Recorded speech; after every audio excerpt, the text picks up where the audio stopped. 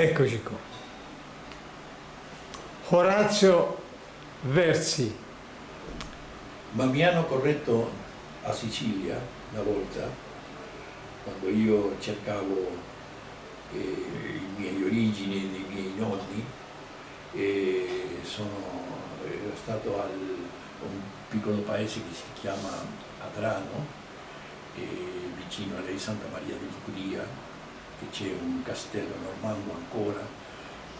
E quando io ho detto sto cercando i miei vecchi parenti, cose, io sono Versi, no, non mi dice. Versi al nord, qui è Versi. Quindi Orazio Versi. Ho imparato che era Versi, sì. Versi. Sì.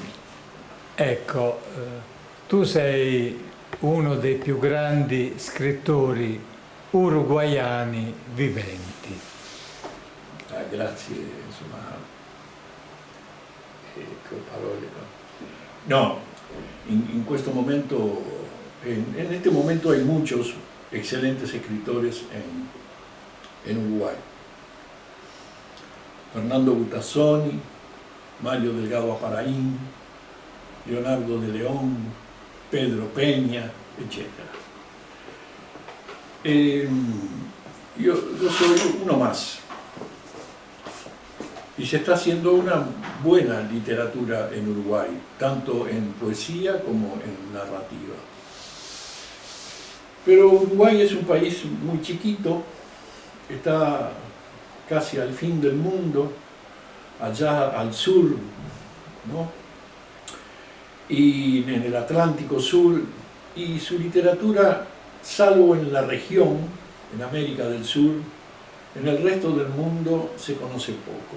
Y en Europa, y específicamente aquí en Italia, también se conoce poco, salvo algún escritor como por ejemplo Onetti, ¿no?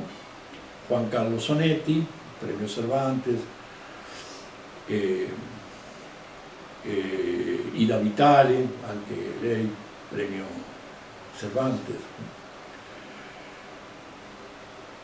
De manera que en este momento hay una generación, podríamos decir, de escritores de mi edad que están haciendo una buena literatura. Pero nuestra historia literaria nace a fines del siglo XVIII, con un poeta que era también un libertario, un luchador por la independencia de las provincias del Río de la Plata, que se llamaba Bartolomé Hidalgo, unas famosas coplas de Bartolomé Hidalgo. Podríamos decir que nuestra literatura nace con él hacia el 1780 más o menos. Después comienza todo un periodo de novela histórica después de la independencia, en 1825-1830, con un gran escritor, el fundador de la novelística, de la novela uruguaya, es Eduardo Acevedo Díaz, que escribe una trilogía de las luchas del pueblo oriental del Uruguay por su independencia. A partir de allí se desarrolla la literatura tanto en poesía como en narrativa, con escritores como Juana de Ibarburu, que fue considerada y llamada Juana de América, en su momento una de las grandes poetas de América Latina, junto con Alfonsina Storni, junto con otras, con Gabriela Mistral, ¿verdad?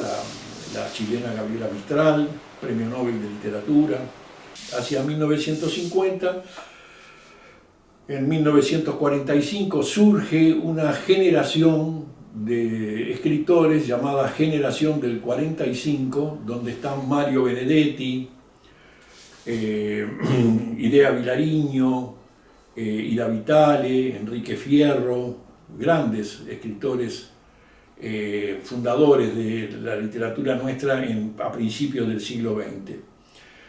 Después viene otro periodo, por los años 60, que se caracteriza por ser una generación llamada parricida, ¿no? Que quiere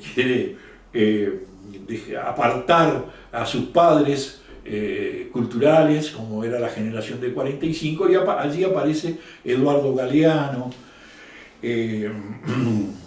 fundamentalmente uno de los casos bien claros de generación del 60 es Eduardo Galeano, que es conocido mundialmente por sus escritos. Y luego viene un periodo muy oscuro en la historia del Uruguay, que es la dictadura a partir de 1973. Son casi 13 años de dictadura, en donde había una fuerte censura, prácticamente no se podía escribir, ni pensar,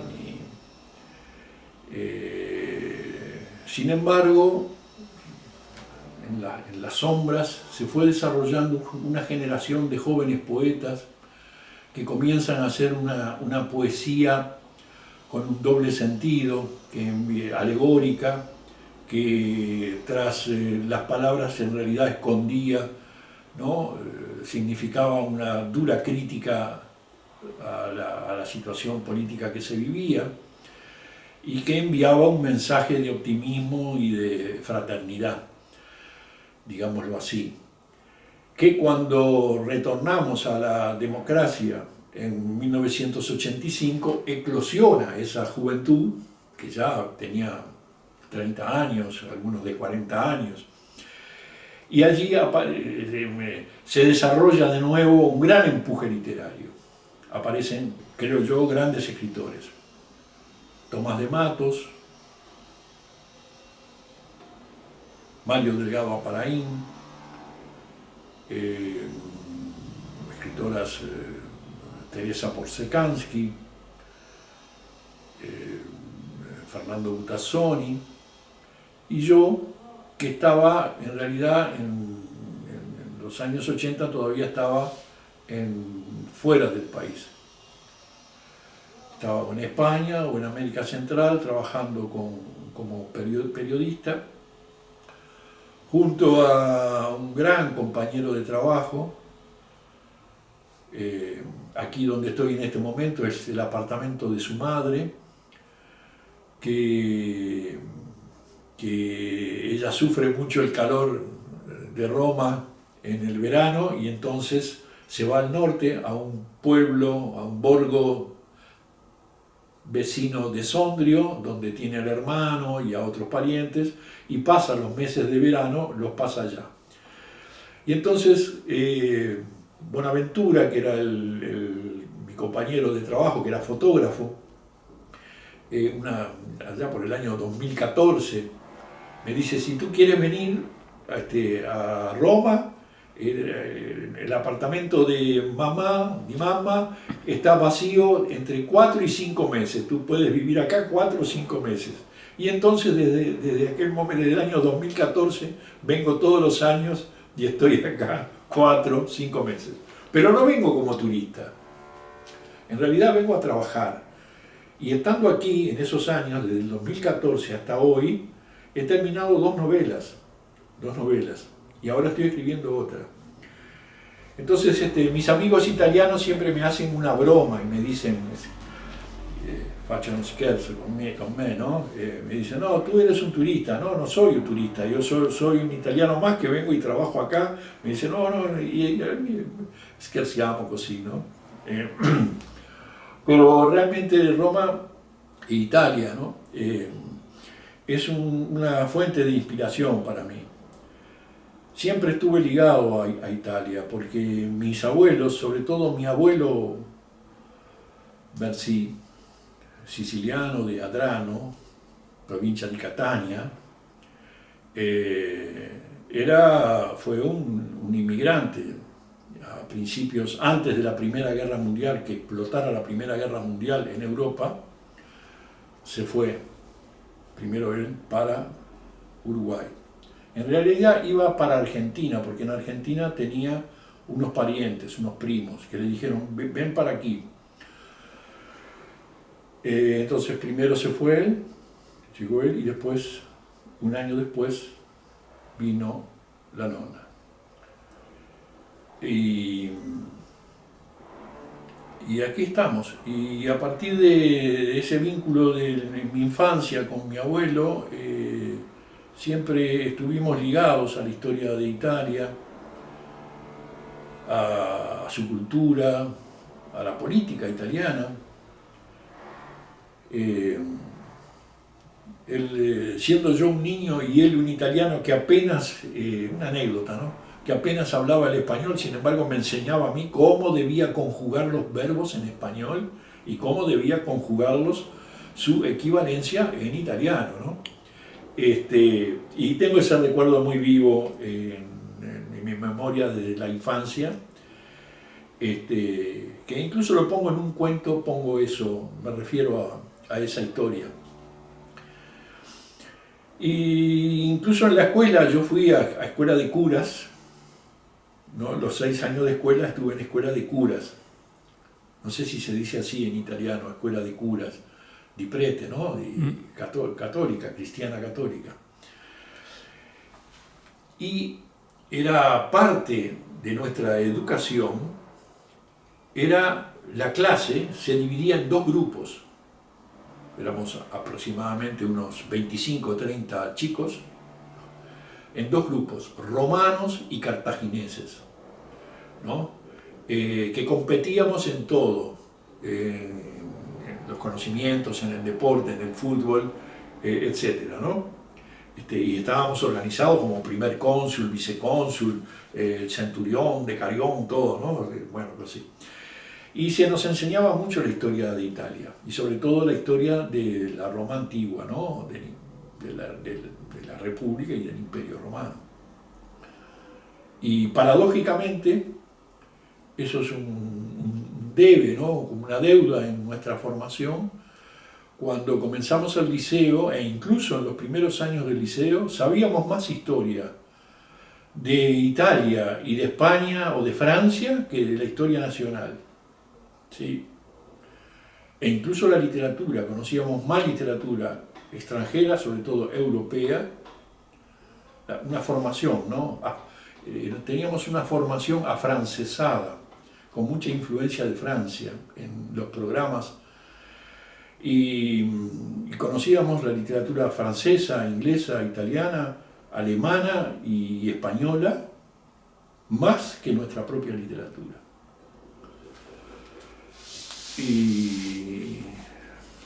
Y bueno, aquí estoy. Se podría decir que retornando a mis ancestros, ¿no? Buscando las raíces. No sé qué más puedo decir. Me siento muy feliz de estar aquí, de poder venir todos los años a Roma, y de que la venida aquí y la estadía aquí se traduzca en producción, en inspiración, en trabajo. Y he logrado, me siento muy afortunado, porque en estos años, que no son tantos años, del 14 a la fecha, he logrado rodearme de un grupo de amigos que los siento muy cercanos, a pesar de que nos vemos unos pocos meses en el año y a veces pocos días. Sin embargo, hemos podido establecer, hemos podido enganchar, encadenar una relación muy fraternal, casi parental, ¿no?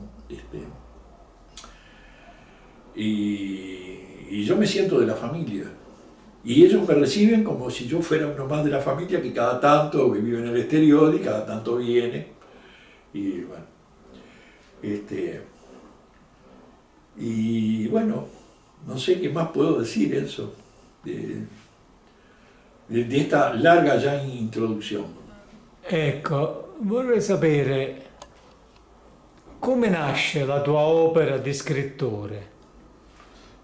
Nace en el exterior, estando en el exilio.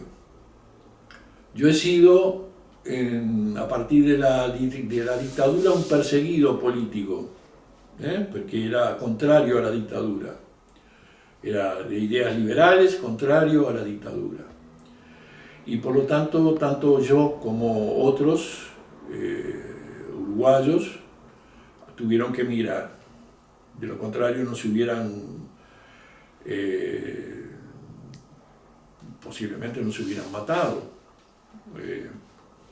como desgraciadamente ocurrió con muchos uruguayos, que incluso desaparecidos, que seguimos teniendo desaparecidos. Recientemente acá en Italia se condenó al ergástolo a Jorge Trócoli, un torturatore, un criminal militar uruguayano responsable de la muerte de italianos en Uruguay, hace pocos días. Está en la cárcel de Salerno, en las prisiones de Salerno, condenado a la cadena perpetua, al ergástolo, por crímenes de lesa humanidad.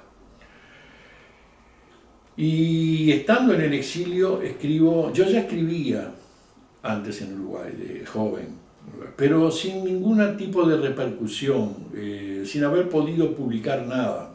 Participé en un par de concursos y no obtuve nada.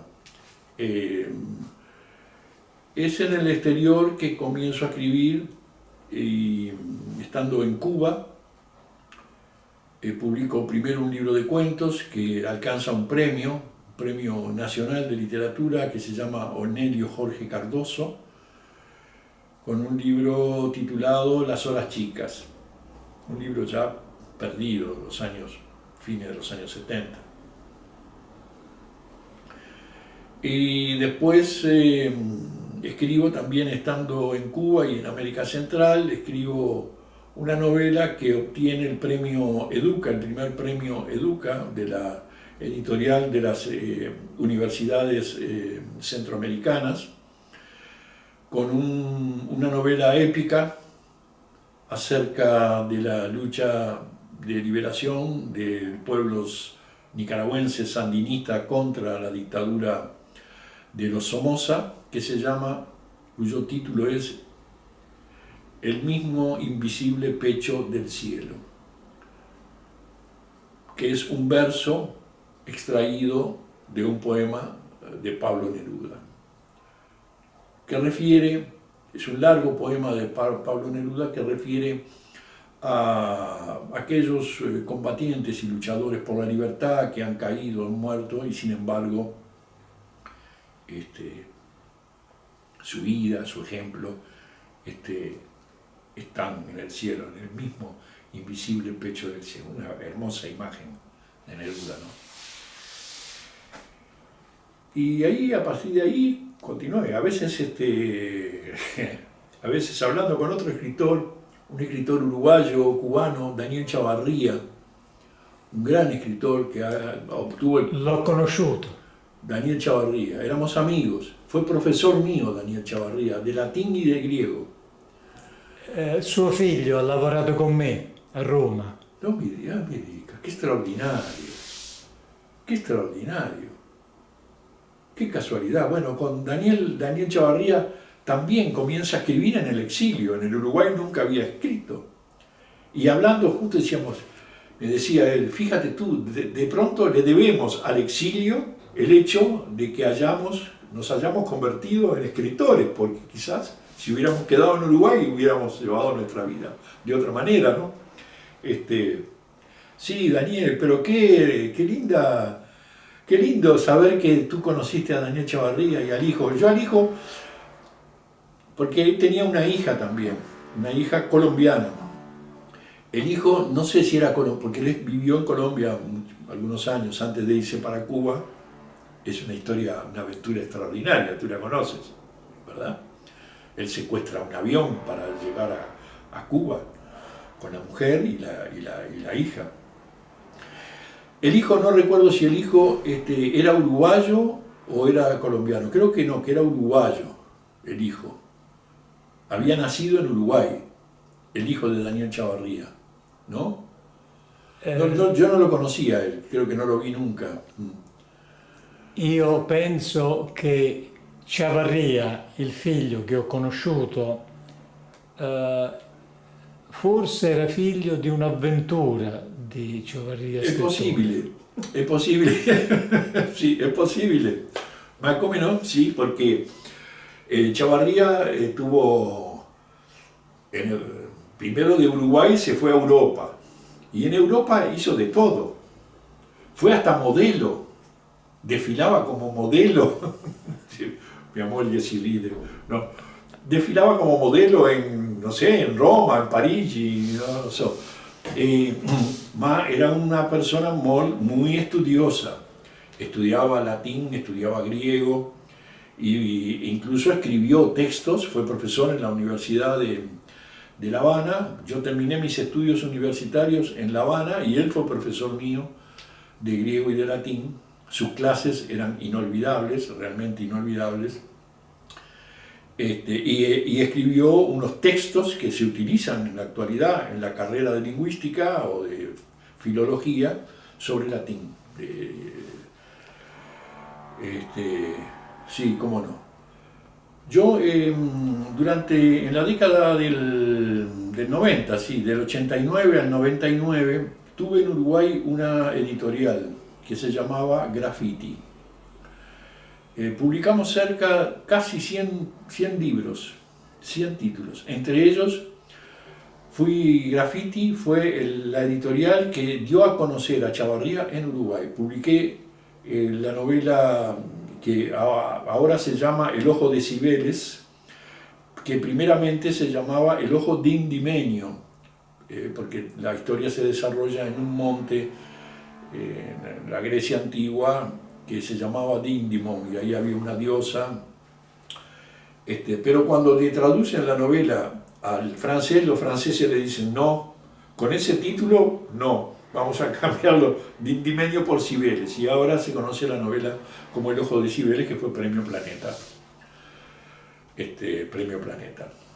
Dimos a conocer a Chavar, publicamos ese premio, lo publicamos en Uruguay, y publiqué otras novelas también. Tiene otra gran novela, porque él es un especialista en lo que se llama novela policial y de espionaje, de aventuras policial y de espionaje. Se ha convertido en un referente en la literatura, en el thriller policial o de aventuras políticas en Cuba y en el resto del mundo también, muy conocido. Y le publicamos otras novelas. Así que, qué alegría saber que conociste a Chavarría, un personaje. L'ho incontrato una volta sola, ci siamo abbracciati.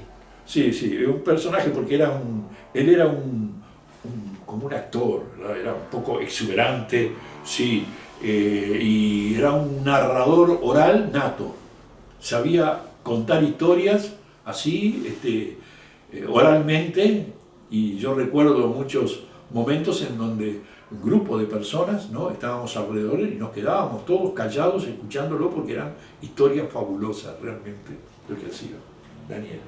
Murió hace unos años ya, él era del 33, nació en el año 33 en una provincia uruguaya que nosotros decimos departamento, San José. Todavía tiene familiares allí. Bueno, il mondo è un fazzoletto, Enzo, vero? Sì. Si incontra l'ago nel pagliaio. Vero, è vero. Sì. È anche una minaccia, bisogna stare attenti a come ci si comporta perché c'è un occhio invisibile che ti guarda e ti riconosce. Ah sì, l'occhio che tutto lo vede. Dobbiamo stare attenti, sì, perché quando arriva l'ora di mettere il nostro cuore con la pluma di Matt, no? non deve pesare più della pluma perché sennò andiamo all'inferno, no? Gli antichi egizi avevano capito tutto. Sì. Volevo domandarti, ora tu mi continui a parlare in spagnolo perché è la tua lingua. Sì. La tua scrittura da quali elementi simbolici è caratterizzata? ¿De cuáles elementos simbólicos se caracterizan? Bueno,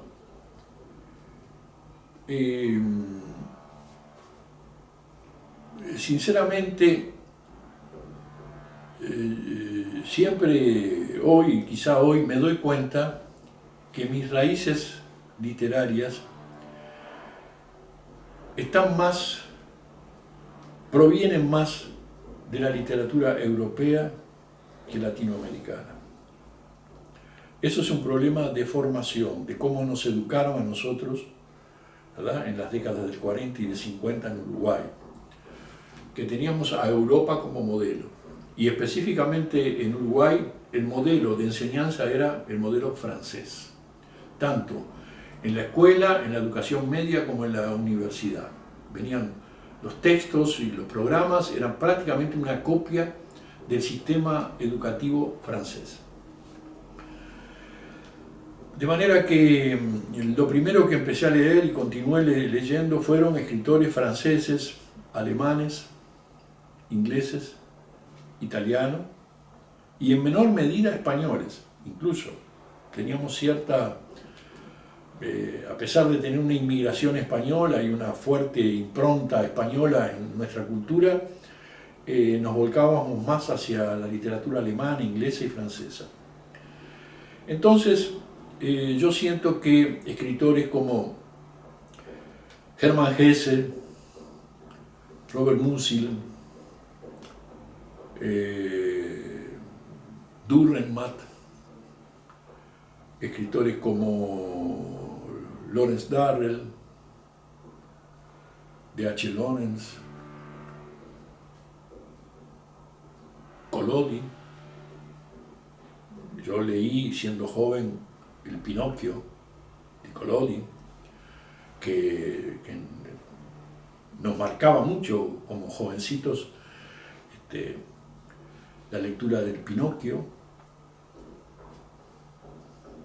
Siempre he pensado que nosotros decimos Pinocho, Pinocchio, Pinocho, que en realidad es un cuento que va más que no es un cuento de niños, que los niños lo pueden leer, pero en realidad es un cuento para los adultos. Es una historia en el fondo terrible, pero de grandes enseñanzas, el Pinocchio de Collodi. Entonces, mi universo simbólico, como tú preguntabas, Enzo, lo siento más cercano a esas raíces europeas que uruguayas.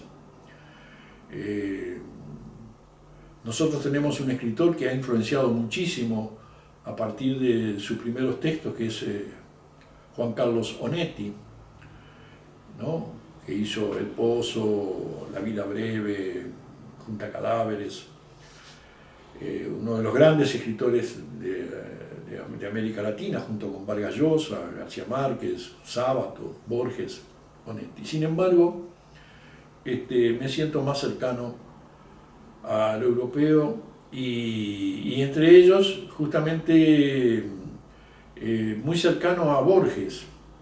Siempre me fascinó Borges y Cortázar, pero Borges me fascinó por su manera tan peculiar que tiene, digo tiene porque sigue en nuestra cultura sigue vivo, ¿no?, en realidad, de pensar y de enfocar los problemas. Por eso Borges despertó tanto el interés en filósofos europeos, italianos, franceses, que siguen estudiando su obra, ¿no? Foucault, Derrida, italiano, famoso italiano también, quedó impactado con la obra de Borges. Así que lo veo por ese lado. Incluso las novelas que he escrito, en realidad hay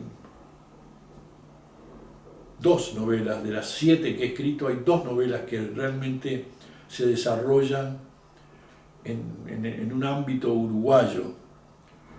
El resto de la obra se desarrolla, si bien hay personajes uruguayos, se desarrolla en otras partes del mundo, en otras circunstancias, bajo otros condicionamientos.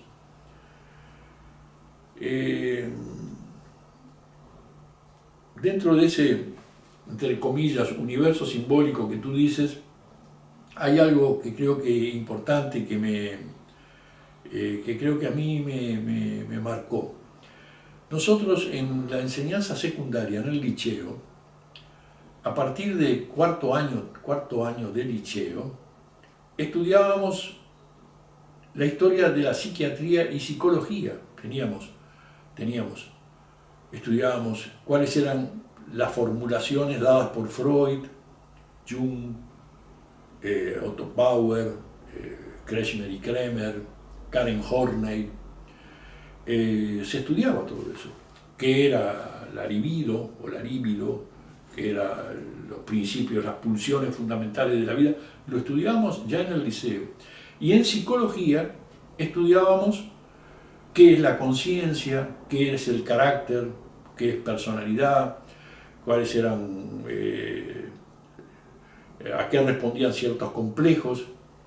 De manera que cuando nos acercábamos a entrar a la universidad, ya llevábamos un caudal de conocimientos acerca de la psiquiatría y la psicología, junto con historia, etcétera, filosofía, etcétera, muy importante.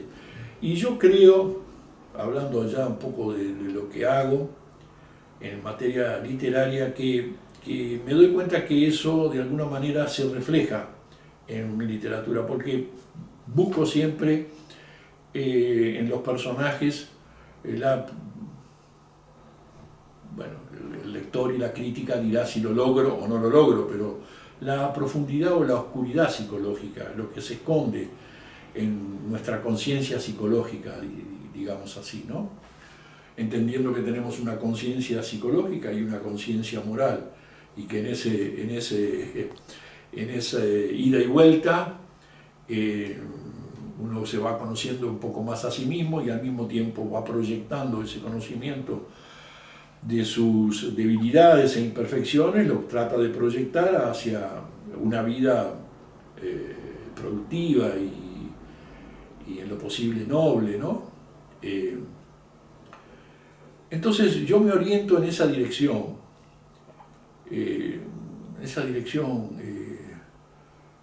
Balzac, André Gide, Mauriac, Maurois, eran los escritores que nosotros leíamos, Hesse, Musil, Thomas Mann, naturalmente Dante.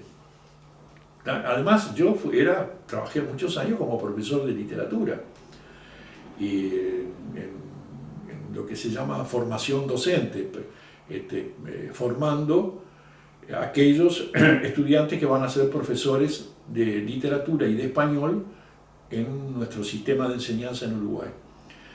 Y daba lingüística, teoría gramatical, y daba también literatura universal. Y dentro de la literatura universal daba Dante, y dentro de Dante la Divina Comedia, la comedia.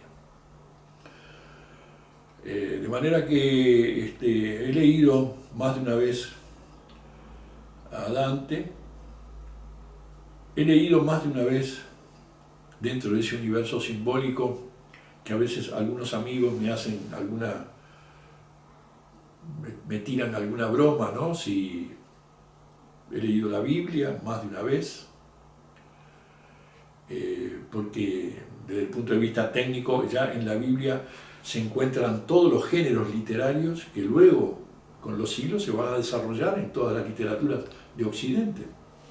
Entonces lo estudiamos desde el punto de vista técnico literario, pero también eso llevó a leer la Biblia desde el punto de vista de la proyección moral, ética y moral que tienen las historias y determinados libros de la Biblia, que son verdaderas escuelas de vida, ¿no? El libro de Job, el libro de Habacuc,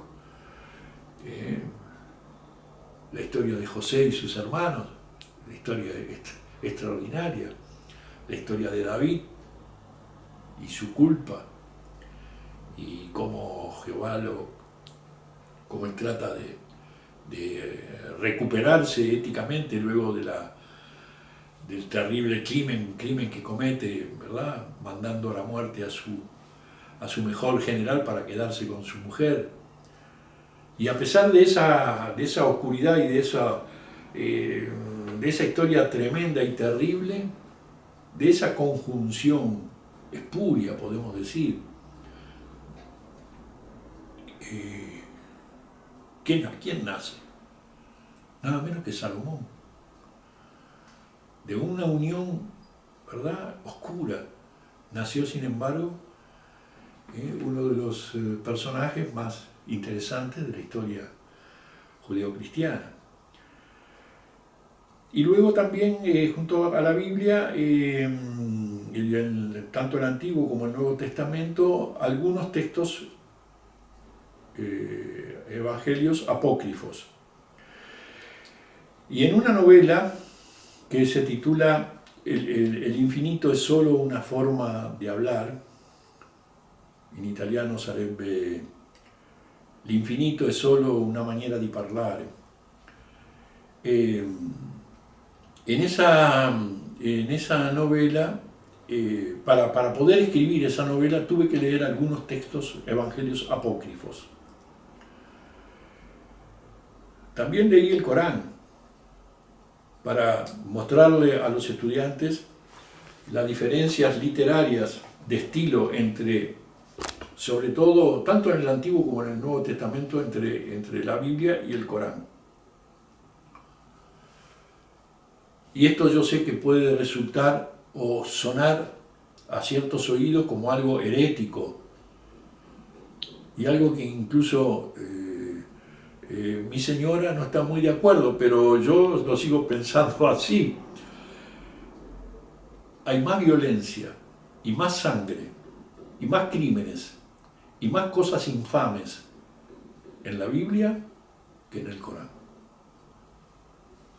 El Corán no es tan violento como la Biblia en su conjunto.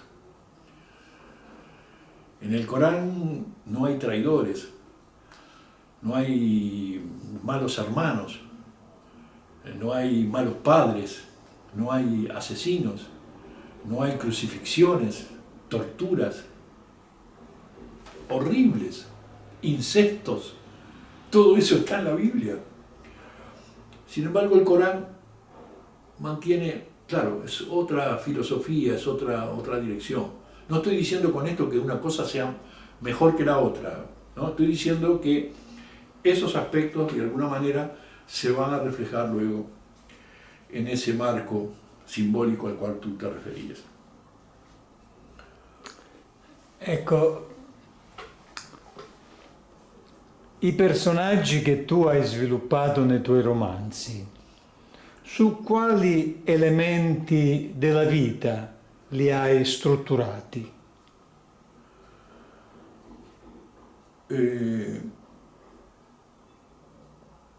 Son preguntas difíciles. Hay que pensar, no son preguntas fáciles. Quali valori della vita hai voluto esplorare attraverso la creazione dei tuoi personaggi? Non so, la bontà, la virtù, il male, il crimine, Sí. la religione. Yo creo que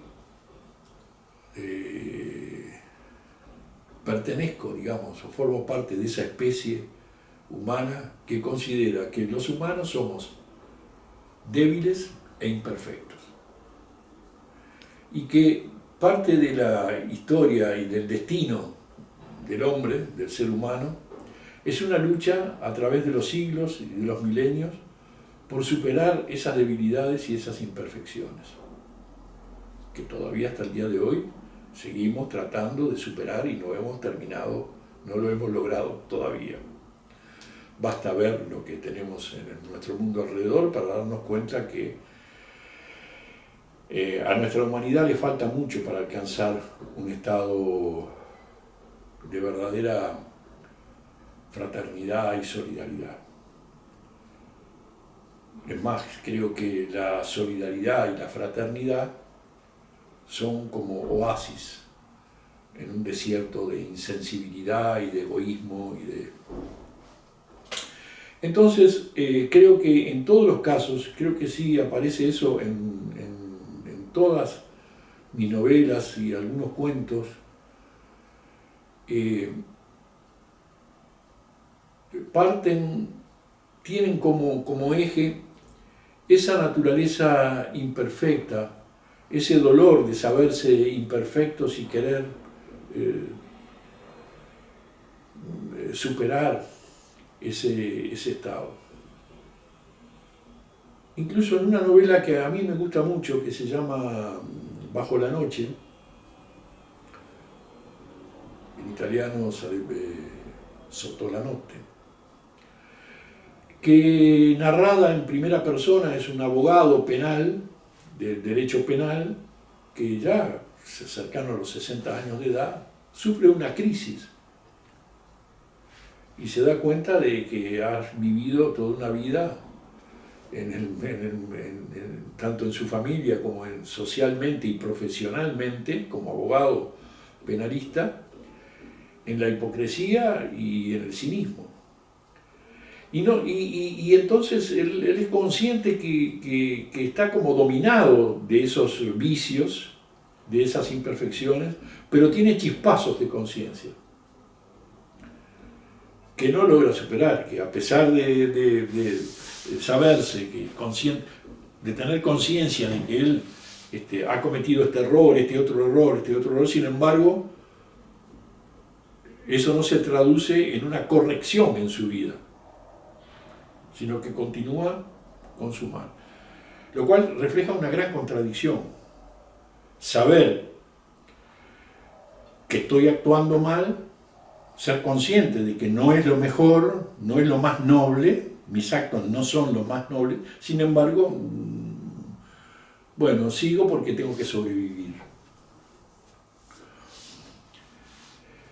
Y creo que en general, incluso en los personajes que podríamos decir ahora, me haces pensar algo que no me esperaba esta pregunta, pero creo que incluso en los personajes más nobles que pude haber armado, ¿no?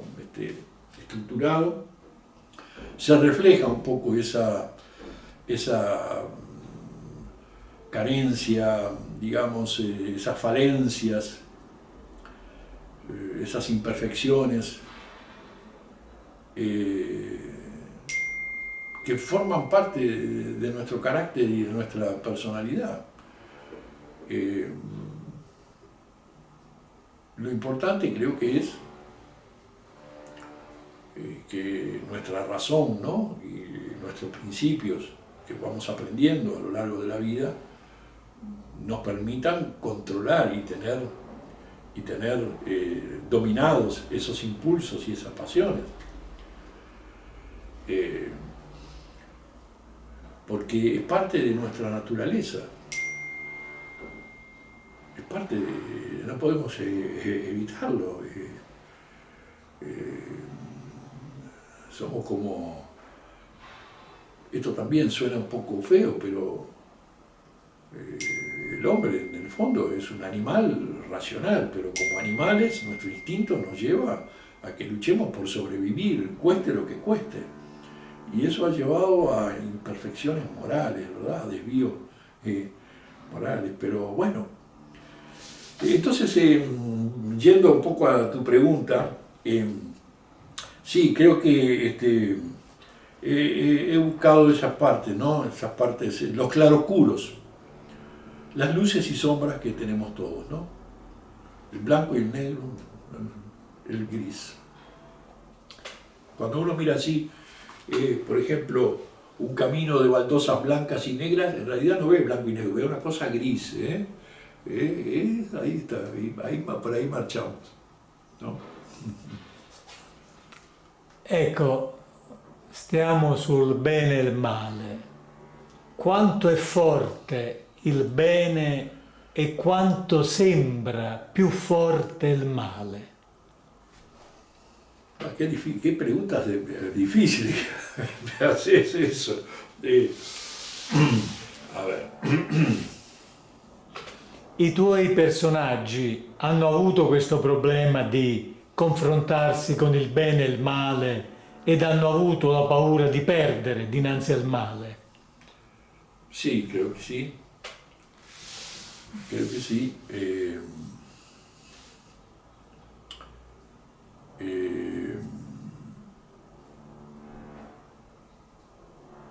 El tema, el asunto está un poco relacionado con lo que creo que trataba de explicar en la pregunta anterior. Esa lucha, ese combate entre nuestros instintos más primarios y lo que a través de la historia y el desarrollo humano, nuestro cerebro, nuestros pensamientos, nuestros vínculos en la sociedad, con los demás, nos ha hecho ver, nos ha iluminado en el sentido de que así no podíamos seguir, de que nosotros de alguna manera estamos llamados, no solo por nuestra razón, sino por la manera que tenemos de relacionarnos a un contrato social diferente, superior al de los lobos o al de los animales, siendo animales, mamíferos. Bueno, pero tenemos razón, y esa razón, esa lucecita también nos llevó a ir estructurando normas entre nosotros para poder convivir y sobrevivir. De manera que yo creo que en el hombre hay va construyendo una noción del bien y del mal. Pero el hecho de construir una noción del bien y de que existe la posibilidad de superar nuestros instintos y alcanzar una vida virtuosa, no borra nuestra base, nuestra naturaleza profunda, ¿no? Está siempre ahí latente, que en determinadas circunstancias nos pone a prueba.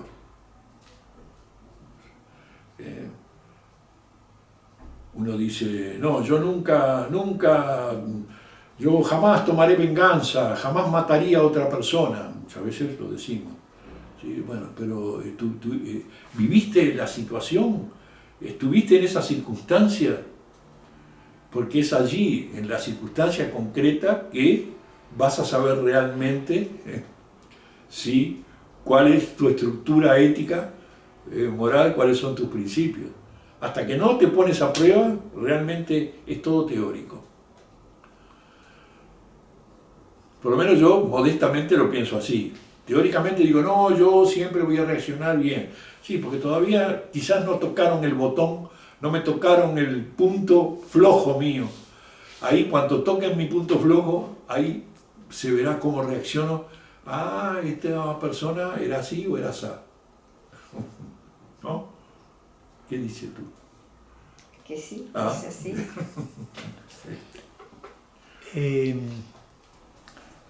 Di tutti i tuoi libri, ce n'è qualcuno a cui sei particolarmente affezionato? E perché? Sì,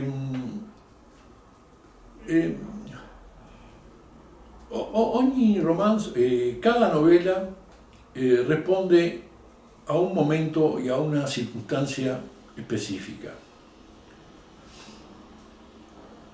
Yo pienso, por ejemplo, en los momentos en que escribí El mismo invisible pecho del cielo, esa novela épica, sobre la guerra en Nicaragua, la guerra de liberación del Frente Sandinista, y siento un sentimiento muy particular. Pienso en esta última novela, Nubes con cuervos, que en italiano sería Nuvole con corvi, ¿no? En donde responde de alguna manera a cierto conocimiento que tuve de la vida en un hospital psiquiátrico, de los vínculos que se establecían entre pacientes y funcionarios, de manera que me siento muy ligado a esta circunstancia. Esa novela siento digamos, un cariño especial, ¿no?